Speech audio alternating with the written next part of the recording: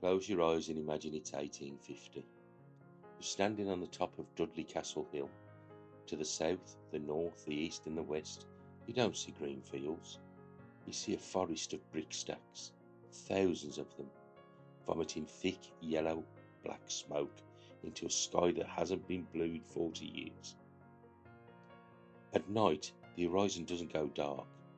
It glows a hellish flickering crimson as the furnace doors are opened.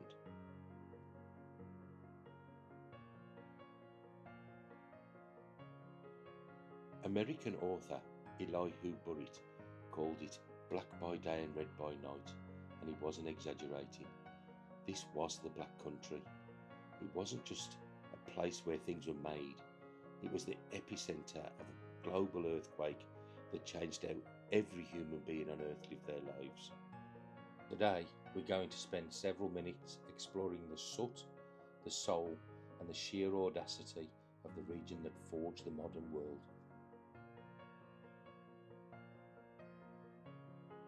To understand why this happened here, we have to go back way before the first factory. We have to go back into the Carboniferous period.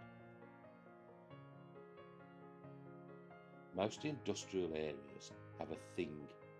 Cornwall had tin, Wales had coal, Sheffield had steel. But the Black Country, we had the full house. The 30-foot seam was a miracle of nature. In most of the world, coal seams are a few feet thick. Ours was 10 metres of solid, high-grade fuel, often sitting just a few yards below the grass. But here's the kicker. Resting right on top of that coal was iron ore, and right next to that was limestone. To make iron, you need all three. In any other part of the world, you'd spend a fortune transporting them to one spot. In the Black Country, you just dug a single pit and had everything you needed to build a civilization. This geological lottery is why, by the 1860s, there were more than 150 blast furnaces within a 5-mile radius of Dudley. It was the highest concentration of heavy industry the world had ever seen.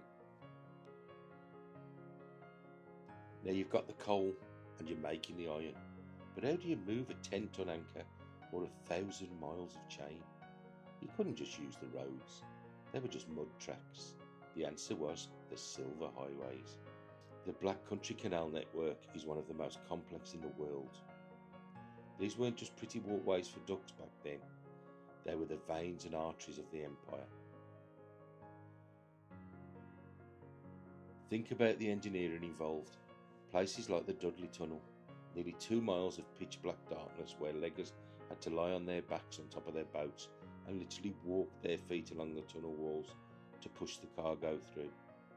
It was slow, grueling work, but it linked these landlocked towns to the ports of London and Liverpool. Without these canals, the Black Country would have been a fire that choked on its own smoke. Instead, it became a port in the middle of the island. We now have to talk about 1712. If you like your smartphone, your car, or your central heating, you owe a debt to a man named Thomas Newcomen. Before 1712, if you wanted to move something, you used a horse, a water wheel, or a sail. Newcomen changed the fundamental physics of human labour. He built the first successful atmospheric steam engine at a coal pit near Dudley. Its job was simple: pump water out so the miners didn't drown. But think about the ripple effect. That engine was the patient zero of the machine age. It proved that we could harvest the energy of ancient sunlight, coal, and turn it into motion. Every internal combustion engine in the world today is a distant high-tech grandson of that clanking, hissing beast in a Dudley field.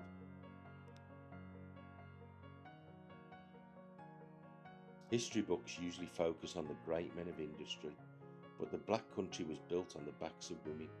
Let's talk about the chainmakers of Cradle. These women worked in slums, tiny, blistering hot forges at the back of their houses. They were paid starvation wages by middlemen known as foggers. They were making chains for the world's navies while their own children went hungry. In 1910, they'd had enough. Led by a woman named Mary MacArthur, 800 women went on strike. It was a David versus Goliath story. They were impoverished mothers up against titans of industry.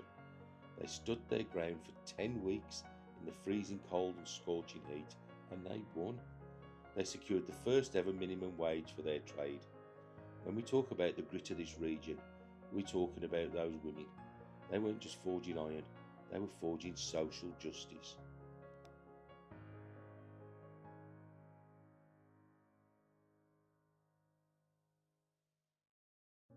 So what does all this history do to a people? It creates a very specific identity.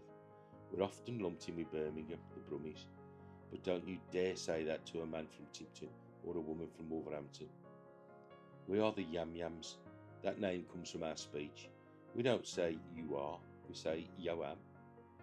We don't say are you, we say am ya.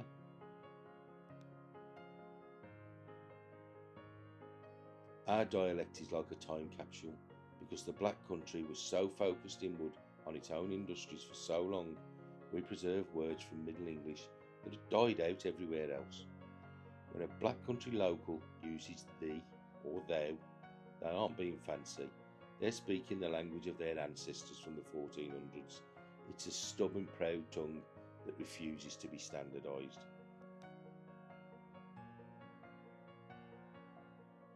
The fires have mostly gone out now. The great steelworks like Round Oak are gone, replaced by shopping centres and housing. But the history isn't just in the museum, it's in the soil. You can still see the bumps and hollows of the old bell pits in our parks. You can still feel the heat of the forge in our local pride. The Black Country didn't just survive the Industrial Revolution, it was the crucible where the modern world was poured. It's a place of smoke, sweat, and absolute unbreakable spirit.